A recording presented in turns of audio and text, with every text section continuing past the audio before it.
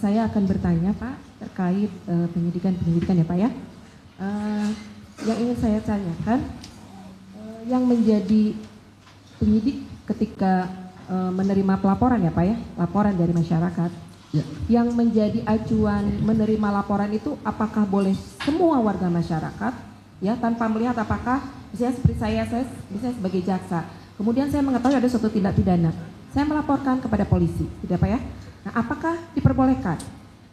Semua orang boleh melapor ya. Kalau mengadu tidak semua orang, karena delik aduan kan ada aturannya. Baik. Tapi kalau melapor itu siapapun Boleh melapor ya Pak ya? Ya. Baik. Kemudian ketika kita melakukan pelaporan, kita melaporkan suatu peristiwa kepada polisian, gitu kan? Apa saja persyaratan yang harus kita bawa?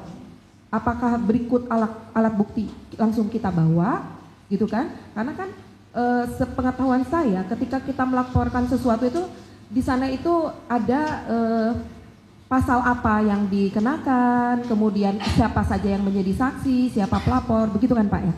Nah, persyaratan apa Pak yang harus dibawa untuk melengkapi pelaporan dari kami, misalnya pelaporan dari masyarakat misalnya?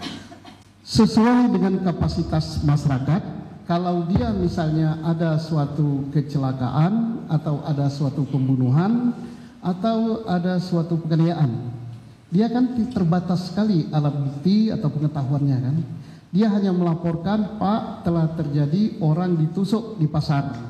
Nama yang menusuk saya tidak tahu, nama yang ditusuk saya tidak tahu, tapi kelihatannya tubuhnya tinggi, di tangan kanannya ada tato, nusuknya itu pakai belati, rambutnya keriting. Kalau polisi nanya, apa bukti yang Anda punya lain lagi? Ya itu aja Pak yang saya ketahui. Tidak masalah.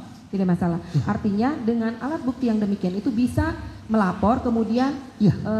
tadi Bapak ahli sampaikan bahwa setelah mendapat pelaporan itu kemudian dilakukan penyelidikan. Iya. Dibuat tim. Iya. Penunjukan penyidik ya Pak? Iya, untuk tindak lanjut dilakukan penyelidikan. Betul setelah terjadi peristiwa itu, selain bapak atau ibu yang melapor tadi, ada lagi apa tidak yang melihat.